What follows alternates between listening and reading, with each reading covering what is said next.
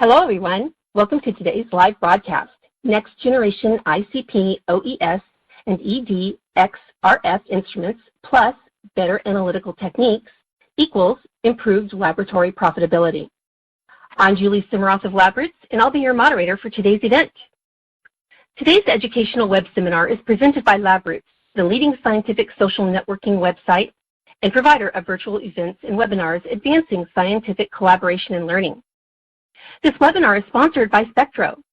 SPECTRO is one of the worldwide leading suppliers of analytical instruments employing optical emission, arc, spark, OES, ICP OES, and X-ray fluorescence spectrometry, XRF, technology used for the elemental analysis of materials in industry, research, and academia.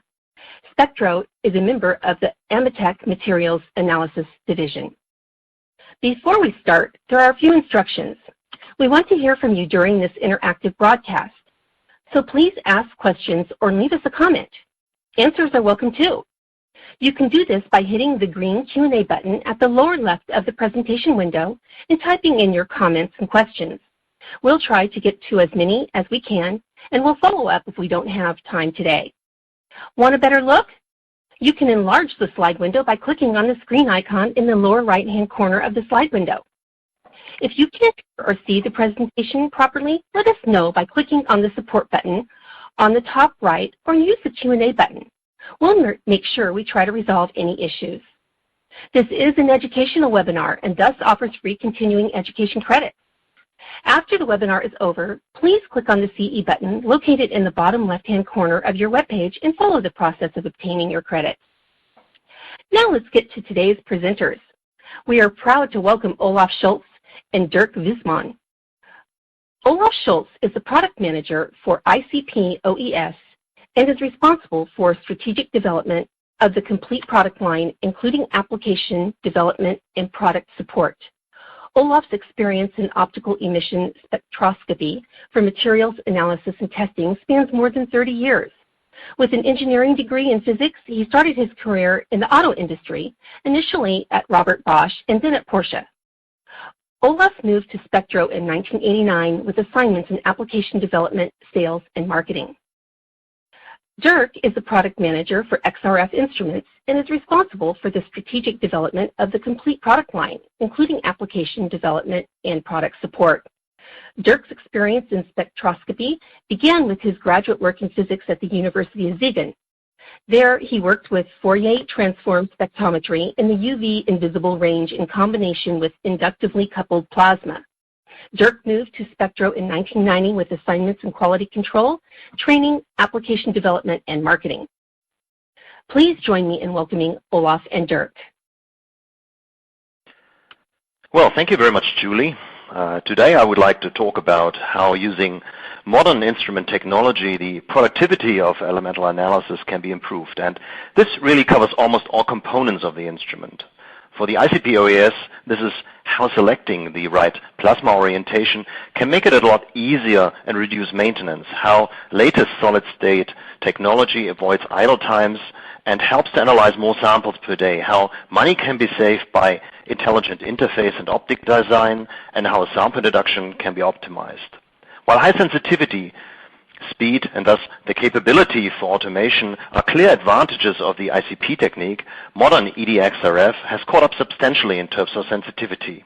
With little to no sample preparation and ease of use, a stronger role in the future for environmental analytical tasks can be predicted. My colleague Dirk Wissmann has the details about the latest developments. Laboratories operate in a competitive market. Because of a tighter control of the environment and items we consume, elemental analytical and sample numbers have steadily increased. However, with public budgets under permanent pressure, not only method performance and the fulfillment of regulations and QC requirements, the quality of the analysis are paramount, but efficiency, cost, and speed are likewise important for economic reasons. As a tool for elemental analysis, ICP OES are the instruments of choice for this kind of work, since they provide the sensitivity required for the determination of trace metals. The question is how using modern technologies time can be saved, whether the application of high-performance equipment can make the use of additional techniques obsolete, how sample-to-sample times can be reduced, and instrument operating costs can be minimized. Trying to find an answer to those questions, there is a principal one to be answered first. Which plasma orientation is the best for my application? Although various attempts have been made over the last 30 years, today 2 plasma viewing directions and plasma torch orientations have prevailed: radial and axial, horizontal, and the vertical torch design.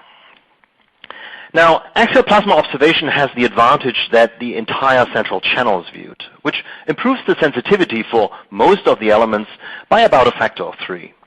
For the alkali and the earth-alkali elements, improvement factors are even greater than 10. However, this technology also suffers from stronger influences.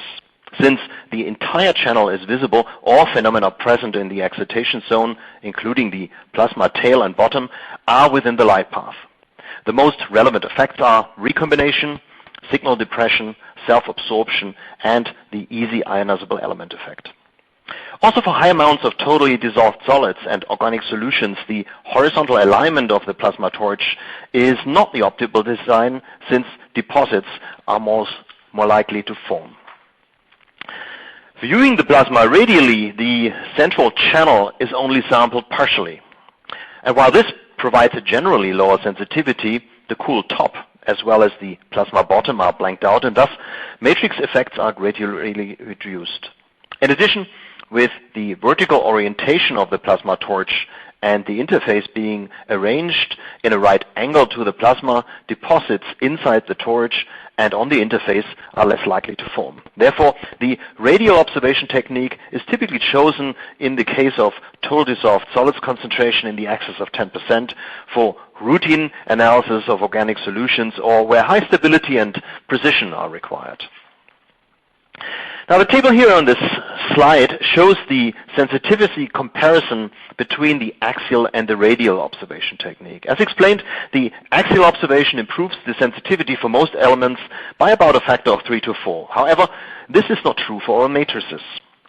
With an increase of the plasma load, the sensitivity decreases to a factor of 1.5 to 2 in, for example, a 10% sodium chloride matrix, and even to a factor of 0.7 in kerosene. So, does that mean that the radial observation technique is in fact the superior technique? Well, no, this is not quite the case. Also, in a heavier matrix, even though the increase is much smaller, axial observation has the potential to provide a somewhat higher sensitivity, particularly for alkali elements.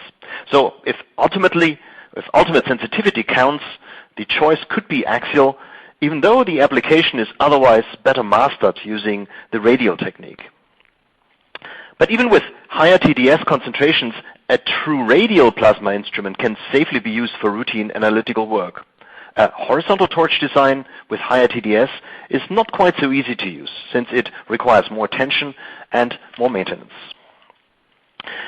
The slide here shows a practical example. For the analysis of trace elements in a pure copper matrix, limits of detection were determined using radial and axial plasma observation. With a 2% solution, a horizontal axial plasma torch works routinely without any problems.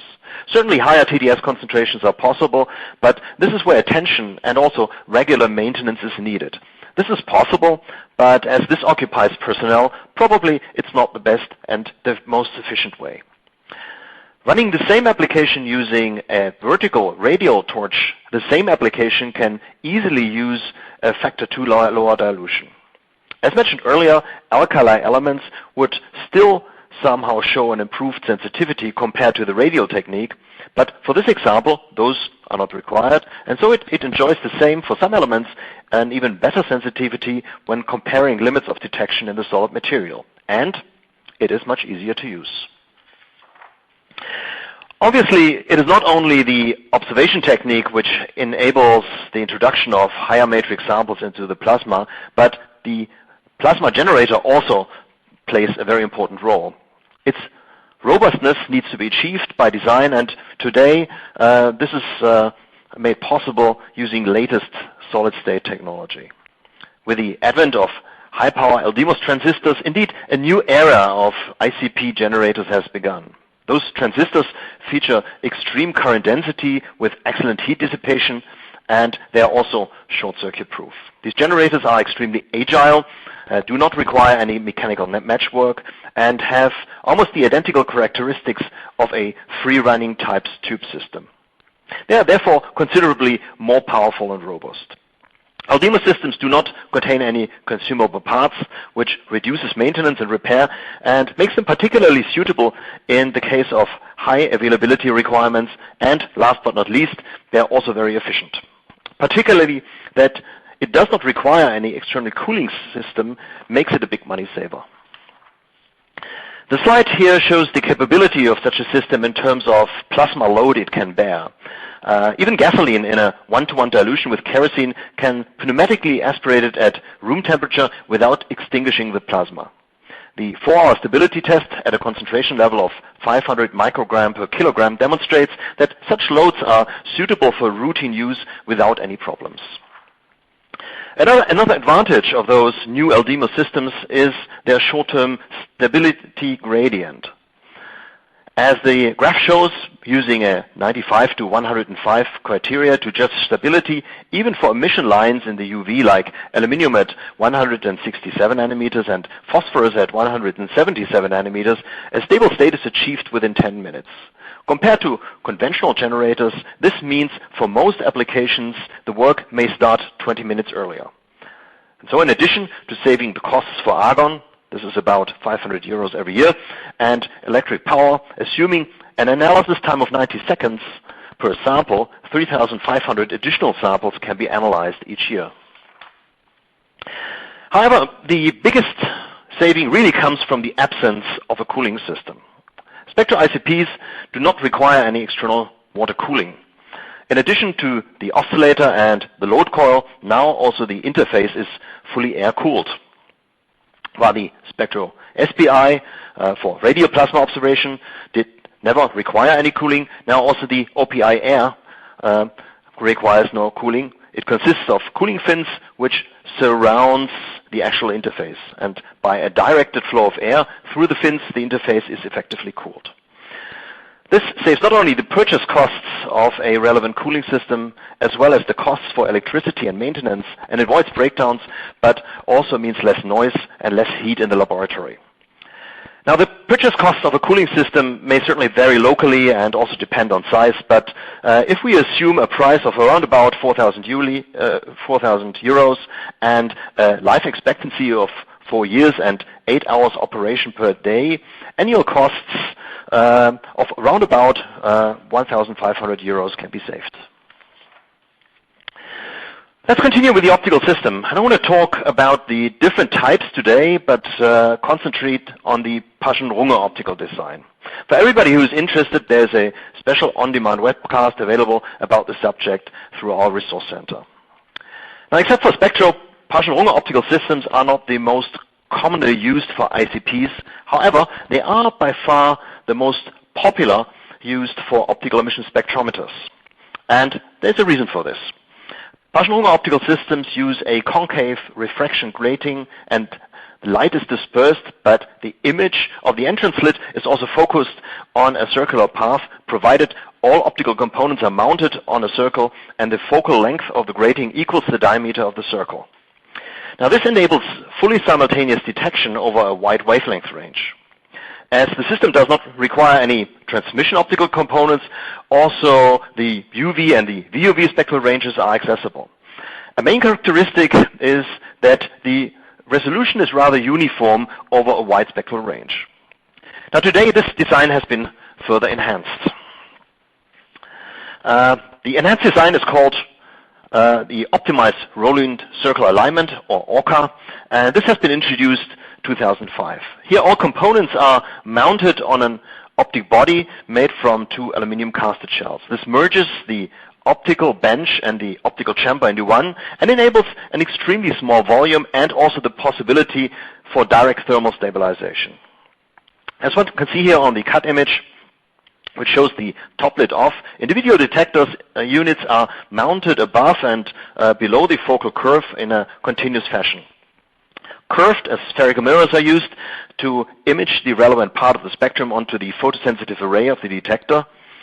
And so the design allows for simultaneous detection, maximum wavelength coverage, including the UV and VOV spectral range, while maintaining highest sensitivity and resolution over the entire wavelength range. So how does this technology help to improve productivity? Now let's start with the access to the UV and the VOV spectral range. First, this requires the right spectrometer design. Since any transmission through quartz glass absorbs radiation below 160 nanometers, more transparent glasses made from magnesium fluoride needs to be used for the UV and the VOV range.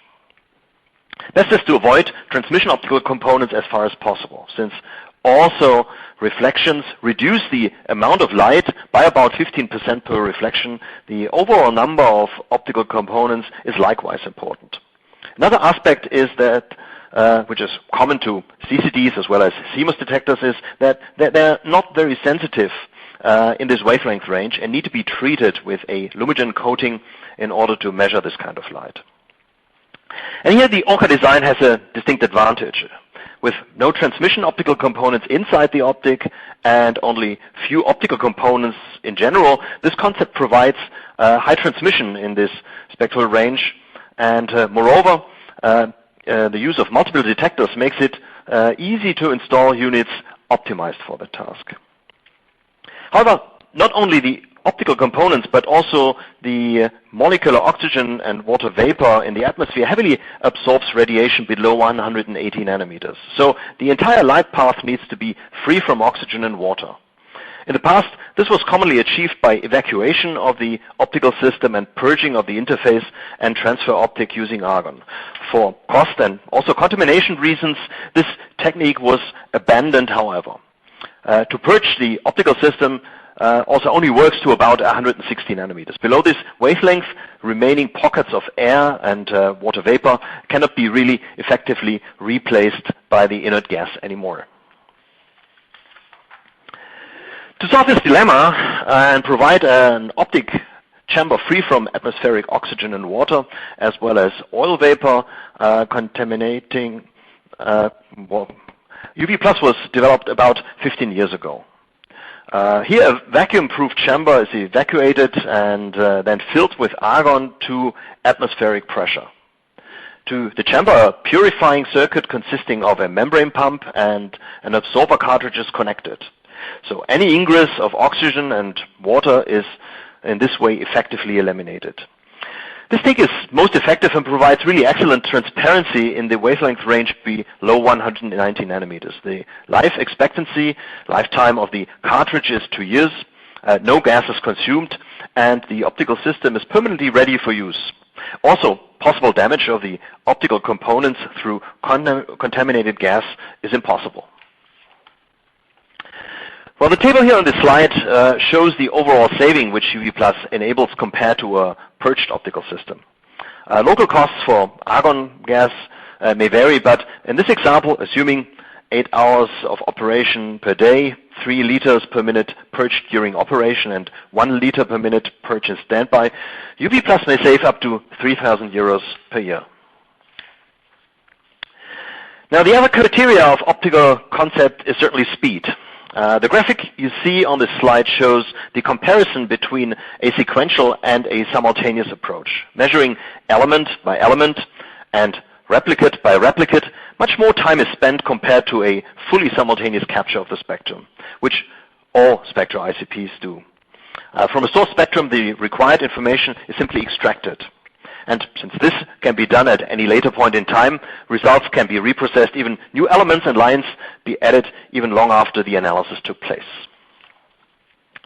Now, even though attempts have been made in recent years to try to reduce the argon consumption and flows of 10 liters per minute are possible for certain applications, ICPs in general consume a lot of expensive argon.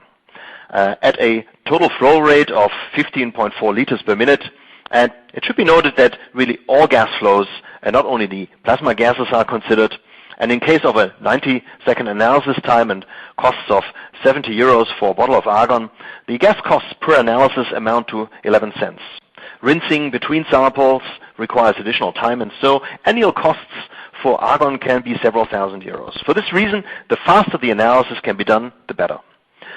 Compared to sequential systems, simultaneous ICPs in principle enjoy an advantage the more elements need to be analyzed, since the costs remain the same, independent from the number of elements to be analyzed. In addition, much higher number of samples can be processed per day, while a sequential ICPs at 17 elements per sample may analyze about 140 samples per 8 hours. Simultaneous ICP OES, independent from the number of elements, may handle up to 320 samples in the same period. But what else can be done to reduce the analysis time? Well, until the sample finally reaches the plasma, it needs to travel some distance. Therefore, sample still remains in the tubes even after the analysis is finished. Only after it has been completely replaced with new sample, the next analysis may start. Intelligent move is a technique which uses the remaining sample solution in the tubes to step to the next sample or the rinse position before the actual measurement has ended. And so depending on the length of the tube from the sample probe to the nebulizer, typically 15 to 20 seconds can be saved with each analysis compared to a normal sequential procedure where a rinse or a new sample measurement is only started after the completion of the current measurement. Rinsing is another procedure where time may be saved. While the rinse in between sample measurements is crucial to prevent carryover and guarantee accurate analytical results, it is also when the instrument is most unproductive. This is particularly problematic with environmental applications where wide concentration ranges and larger concentration changes from sample to sample make thorough rinsing important. Now, intelligent rinse is a flexible approach where not only a rinse time is used, but the time required is determined by a concentration threshold value set for each element. During the rinse, the concentrations are constantly monitored. As soon as all concentrations are below a defined threshold limit, the rinse is stopped and the autosampler proceeds to the next sample. So in cases where sample concentrations are low, only little time is spent for the rinse, and only in the case of higher concentration, maximum time is used to rinse in order to guarantee accurate results. Also, by using a different technique to deliver the sample to the introduction system, time can be saved. A standard ICP OES uses a single peristaltic pump to deliver samples to the nebulizer and rinse the fluid path after the analysis. In contrast, a load coil switch valve system like the CTEC ASXPRESS utilizes a vacuum pump, a 6-port valve, and a sample load coil in addition. Both pumps can be used simultaneously, so sample can be loaded into the coil while the sample path through the nebulizer is rinsed. Now this helps to reduce total sample analysis time quite significantly.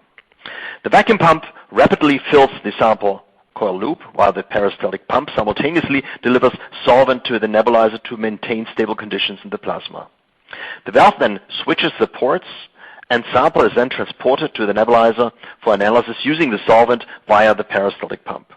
Simultaneously, the autosampler probe is moved to the rinse station, and the uptake flow path is flushed with rinse solution via the vacuum pump. So compared to a standard sample uptake using a peristaltic pump, time is saved since the distance between the sample coil and the sample nebulizer is only a few centimeters. This compares to a up to 1 meter long fluid path needed to transport a sample from the furthest corner of the autosampler via the autosampler probe, the capillary tube, the pump tube, and another capillary tube to the sample reduction system.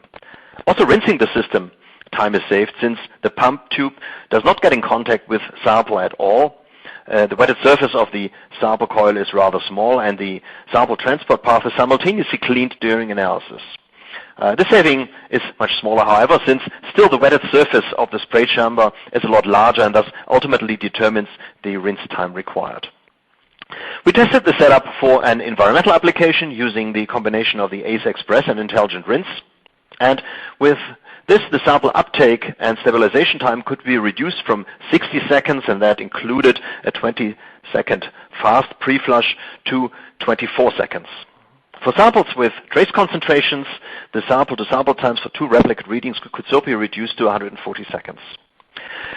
Using such a setup, it should be noted that it adds a certain complexity to the analytical process, however. The correct timing relies on defined volumes, and so the tube sizes and lengths are important, and they must be kept constant when maintaining the system. So let me summarize. I believe I was able to explain that using state-of-the-art methods and technologies, the productivity of ICP OES elemental analysis can be improved.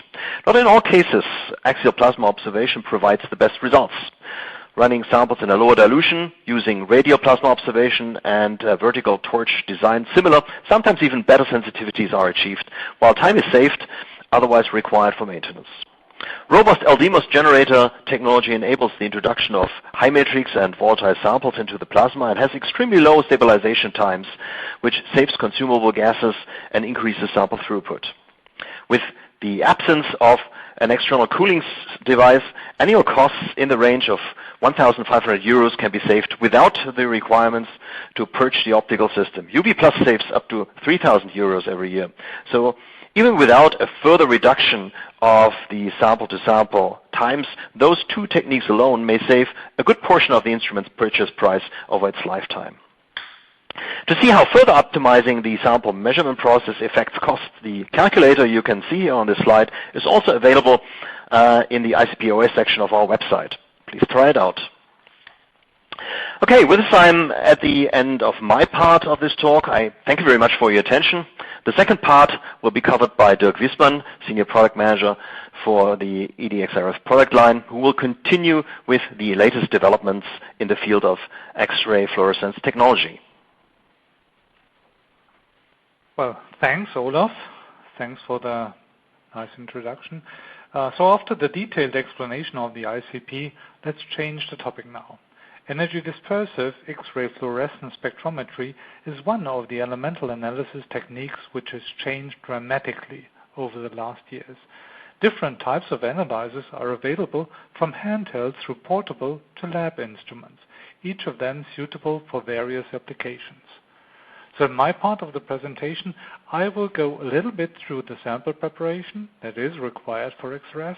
I will demonstrate what is the right analyzer for your application. And I will do that with some examples in the fields of analysis of soil and characterization of waste using XRF, and also from the analysis of air filter materials.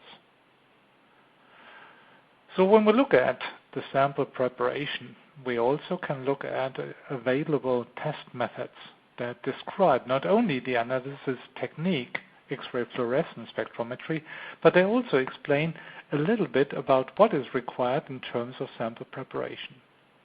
So for example, you can look at the ISO 18227 soil quality determination of elemental composition by X-ray fluorescence. That also gives some guidance on sample preparation. The same is true for the European norm for the EN15309, characterization of waste and soil, determination of elemental composition by X-ray fluorescence.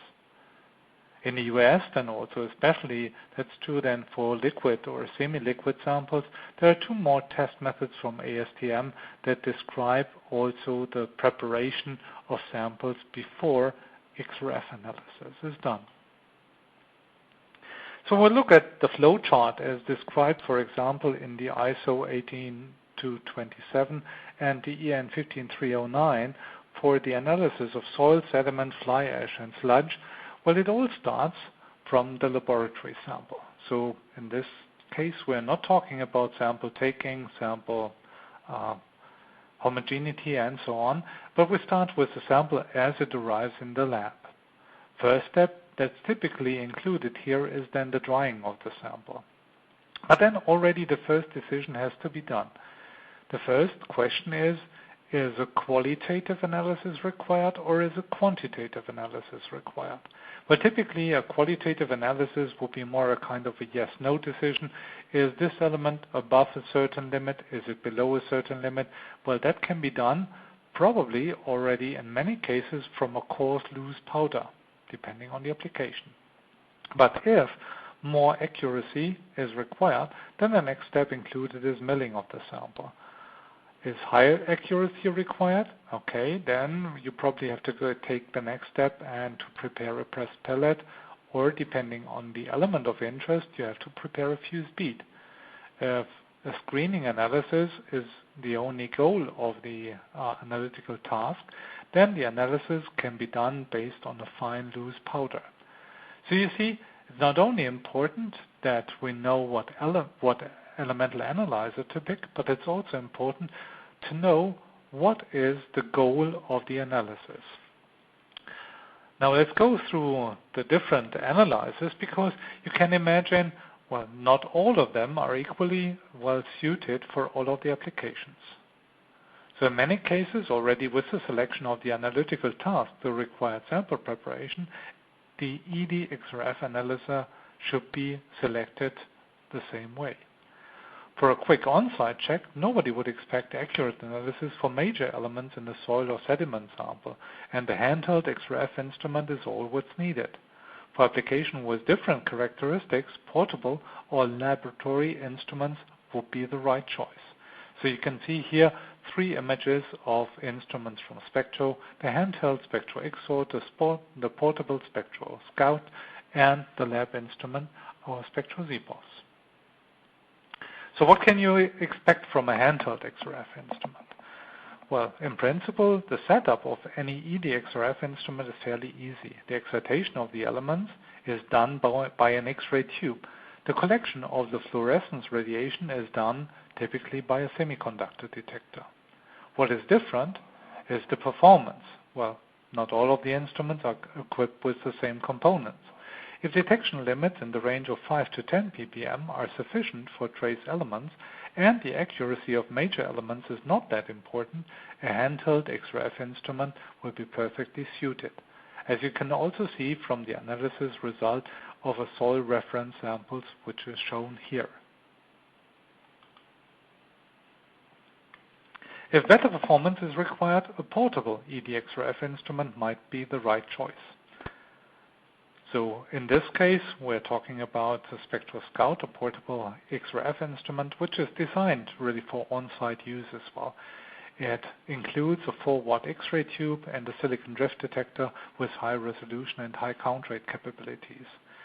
In contrast to most handheld instruments, this instrument also can be optionally equipped with a helium purge or with a vacuum system, so that you have access to elements in the lower atomic numbers that are not accessible when the instrument operates in the air.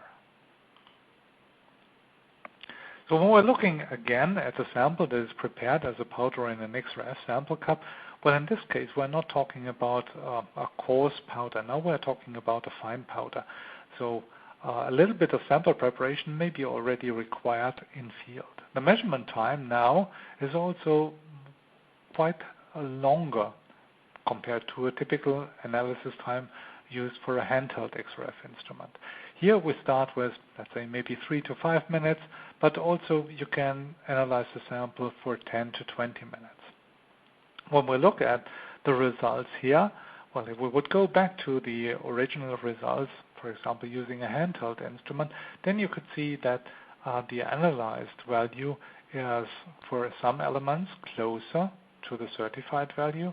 But what is even more important is that also the statistical error of a single analysis is much lower. Well, that's first depending on the longer measurement time. Well, nobody wants to hold a handheld instrument for that longer measurement time. And also it is depending then on the sensitivity of the instrument. So you see, that would be typical results using a portable ED-XRF system.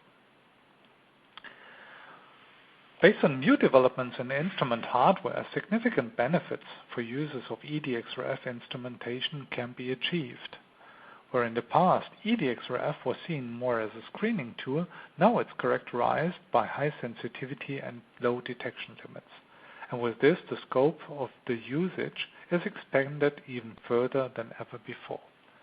So what you can see here is the schematics diagram of a SPECTRO ZPOS ED-XRF laboratory instrument.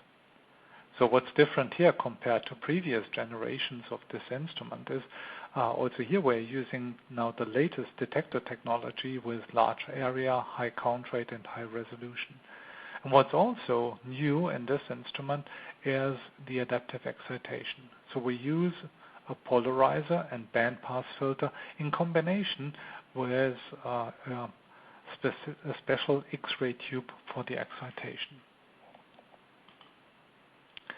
So if we compare the limits of detection of such an instrument in a pure silicate matrix to, for example, the SPECTRO Scout listed here as other ED-XRF instrument, then you can see that there is a significant difference, especially in certain areas of the periodic table. So you see the major benefits then for the elements from sodium chlorine to chlorine, then also in the range between potassium and manganese, and also for higher atomic numbers like palladium, silver, cadmium, tin, antimony, tellurium, and so on. So this is achieved by the polarizer, by the bandpass filter, and by an excitation using 60 kV excitation voltage compared to the standard 50 kV, for example, in a SPECTRO Scout. So you can see the benefits individually pointed out from the polarizer. That is true then for the elements from sodium to chlorine. Then we are using a thick anode binary alloy X-ray tube with a cobalt excitation, and in combination with a bandpass filter, you can see that there is a dramatic improvement for the detection limits in the range between potassium and manganese. And as I said before, the benefits from using a 60 kV excitation are clearly visible, and that's especially important for environmentally critical elements like cadmium, for example. So what kind of analysis results can you expect from such an instrument?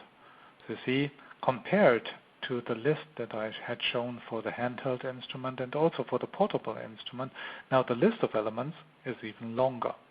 Here we can see the analysis results for the example of a metal-rich sediment, the SDAR-M2 sample. And you can see that again, compared to the portable ED-XRF instrument, the SPECTRO Scout, here the errors of the analysis is lower again. Well, that's based on the higher sensitivity of the instrument, and that we also get very good precision, a very low statistical error for the major elements as well.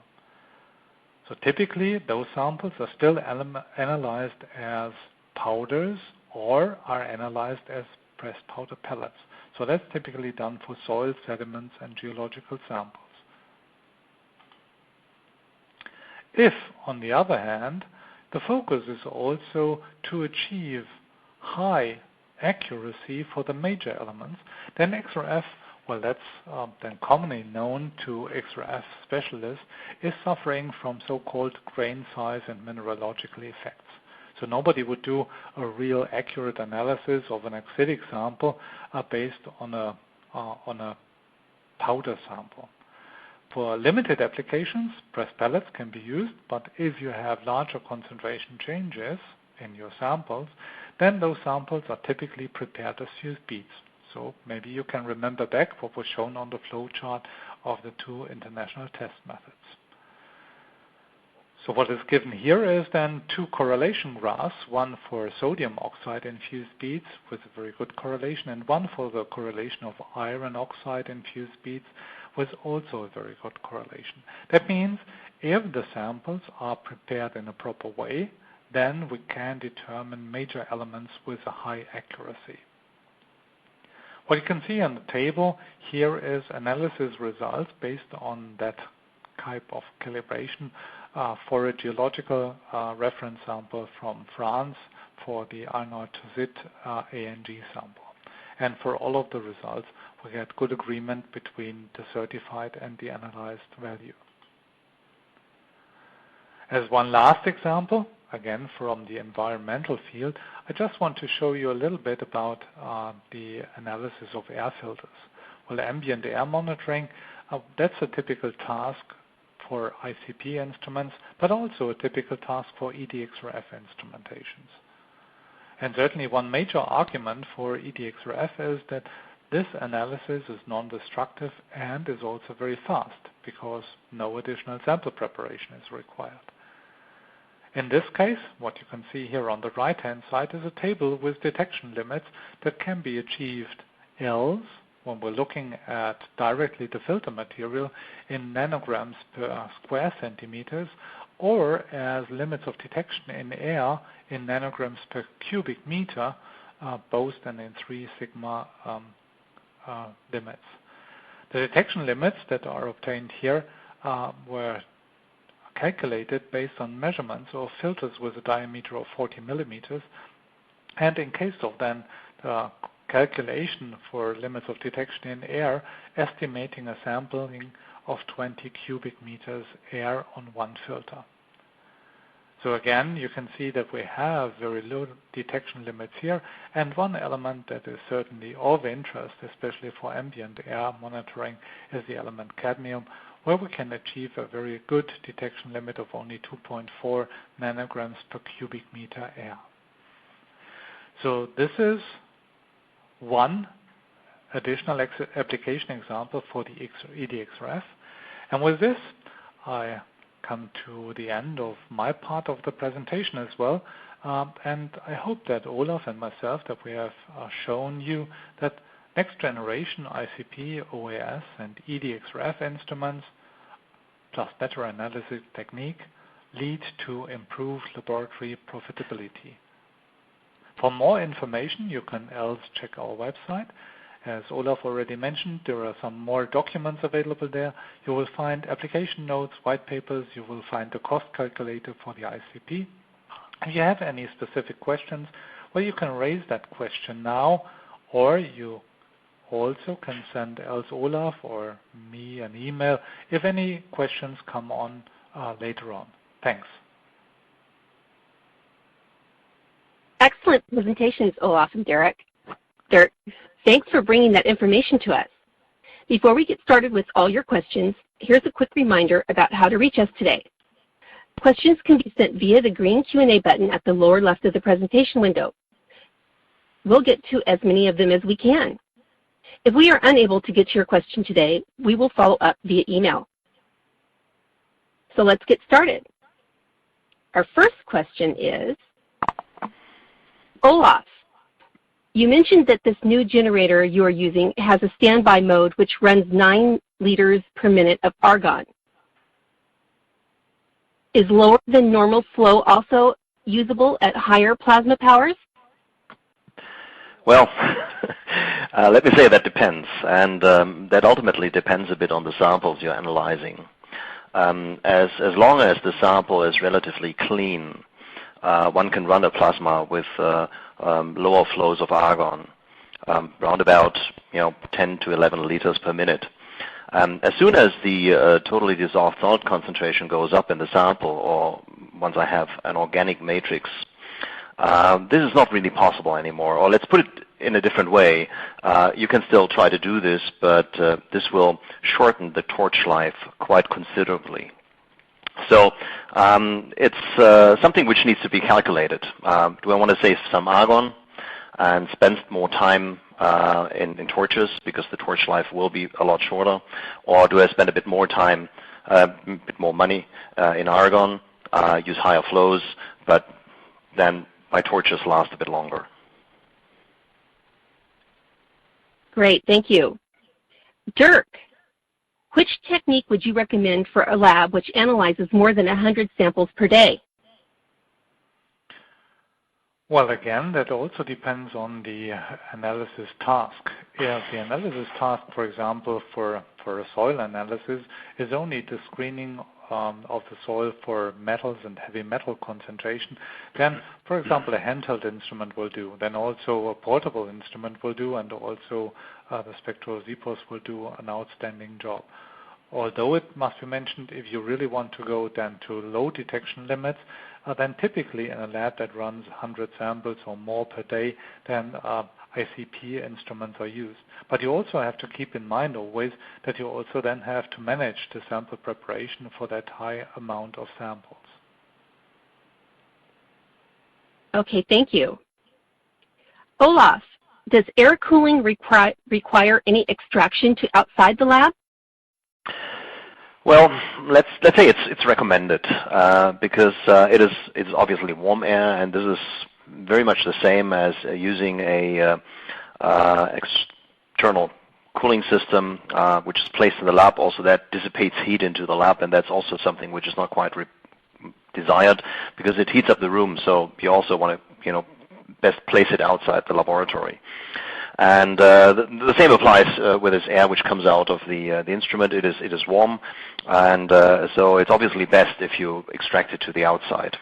However, if the room is large enough, or you have an air condition, and you are able to keep the temperature in the laboratory relatively constant, around about 20-25 Celsius, then this is also not a problem to do because what comes out of the generator is really nothing but warm air. Obviously, the front part, the plasma requires an extraction because the plasma gases, they need to be extracted to the outside. Thank you. Dirk, are the analysis results using ICP and XRF always comparable? Where are the differences? Well, in fact, the results are not always comparable. If you, for example, look at some of the certificates that are available for reference samples, then you, in some cases, will find two different results. One result is then for, let's say, a complete digestion of the sample, and another set of results may be then given for a typical aqua regia digestion. In that case, for example, the element chromium and the certified concentration for chromium may be different. That may affect other elements as well. So I would say in many cases you will get comparable results, but there are cases where it really depends, especially on the sample preparation, and in this case I would say in the sample preparation for the ICP analysis, whether you get the same results or not. So some of the elements are influenced by this. Great, thank you. Olaf, can I change the purifier for the optic myself? Yes, this is not a problem. That is fairly easy. It uses self-locking fast connectors, so you just need to disengage them, take the cartridge out, put a new cartridge on, lock them again, and that's it. But it most likely will not be required. The cartridge has a guaranteed lifetime of 2 years, and typically within a 2-year lifetime, there will be some kind of maintenance on the instrument. So typically, this is something which is replaced when an instrument maintenance is done in any case. Great, thank you. Dirk, how important is sample preparation for each of the techniques? We're talking about XRF, then as I mentioned, and that was visible from the flow chart of the test methods already, it depends on what the analytical task is. Typically, you would dry a sample, you would pulverize the sample, and then you would analyze the sample as a powder in cup, or you would analyze the sample as a pressed pellet. Then, as mentioned, for a high accuracy analysis of light elements, of major elements in an oxidic sample, you would prepare a fused bead. So it really depends on what the analysis task is. For the ICP, well, Olaf, maybe you want to add some comment to that as well. What is typical sample preparation? Depending on the sample, dilution or digestion. For environmental samples, very, very often the samples are digested, even though they are liquid. Thank you. Olaf, you said that vertical torch ICPs have benefits higher salt concentrations compared to the horizontal design. What about the vertical dual view? Wouldn't that be the best combination? Well, one would think so. And well, one thing is certainly true. It is a vertical torch, and the vertical torch definitely already saves the dilemma that the horizontal design is not so compatible with higher amounts of totally dissolved solids and also organic solutions. But one must also not forget is that still, let's say, an axial interface is involved. And this axial interface, in case of a vertical torch, rests on top of the plasma still. And so there is still contamination happening, obviously. And not only that, most likely, because we have this contamination, there is also a certain probability that at a certain point of time, the contamination which rests on the interface gets back into the plasma. So also, one has to think of contamination of the optical surfaces, and certainly also the thermal stress onto that component is rather high once the interface is placed on top of the plasma. So I'm not so sure whether this is really a good solution, or let's say a good design. It solves one portion, but it doesn't solve, let's say, it doesn't solve the problem completely. So still, a true vertical torch design is definitely the preferred way when having higher amounts of totally dissolved solids and organic solutions. Thank you. Dirk, what is the operating cost of an XRF instrument? Well, in terms of the operating cost, we certainly have to distinguish two different parts. One is the cost that is involved when handling the samples. So for some of the applications that I shown, the analysis is done directly from loose powder in a sample cup. So that would mean for each of the samples you would have to have one sample cup, and then you also need some X-ray transparent film to close the cup so that you can do the analysis. So depending on the cup that you're using and depending on the film type that you're using, this might be around $1 per sample, maybe a little more, maybe a little less. So that's the basic cost of a powder analysis. In addition then, well, if you would analyze a sample as a press pellet, then that would add some cost for the binder. You need the press then also to prepare a press pellet and also a die to press the pellets in. For a fused speed analysis, then you would need a fluxer, you would need the flux, and you may need then some electricity or some gas to operate the fluxer. But that all belongs to kind of the sample handling and sample preparation. In terms of operating the XRF instrument, well, all of the XRF instruments that I've shown today are energy dispersive XRF instruments. So the smallest X-ray tube can be found in the handheld instrument. Then, as I mentioned, in the portable instrument, we have 4-watt X-ray tube, and in the lab instrument, we have an X-ray tube operating at 50 watt. So electricity is not really a huge amount of cost.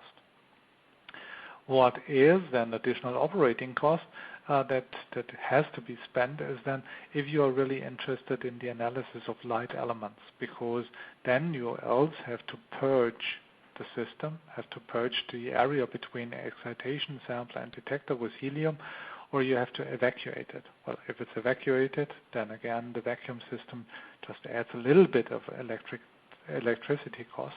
If it's the helium purge that is required, for example, in terms of or when analyzing liquid or powder samples, then this is fairly low, maybe only 4.5 liters of helium per sample. In addition, then long-term running costs, operating costs for the instrument, because as in any XRF instrument, well, in principle, the X-ray tube, for example, is a long-term consumable. So you have to consider that you have to replace the tube after, let's say, typically several years of operation. And the same has to be applied for the detector. But this is not very often that you have to replace it. But this is the type of overall cost that you have to look at. Thank you. We'll wrap up with one last question, and that's for Olaf. Can a switch valve system be used with any SPECTRO ICP? Yes, this is not a problem. We do not use integrated systems, but they are external. And so First of all, they can be used by any of our ICPs, and any ICP is also upgradable at any later point in time. So one can decide later whether this technology is needed, yes or no. Great. I would like to once again thank Olaf and Dirk for their presentations. Do you have any final comments? Well, thanks again for hosting the webinar, and also thanks to the audience for their interest in today's topic. Yeah, also thank you very much from my side. I think this was a very interesting webcast, and well, should you have any questions, I mean, please feel free to ask. We will certainly answer them then via email. I would like to again thank our speakers, Olaf Schulz and Dirk Wissmann today, as well as our sponsor, SPECTRO, for making it possible to bring this presentation to you. Today's webcast will be available for on-demand viewing through December 8th, 2017. You will receive an email from us alerting you when it's available on demand and posted on labroots.com. You are welcome to forward this announcement to any colleagues who weren't able to join us today. Thanks for logging on and participating in today's broadcast. See you next time. Bye.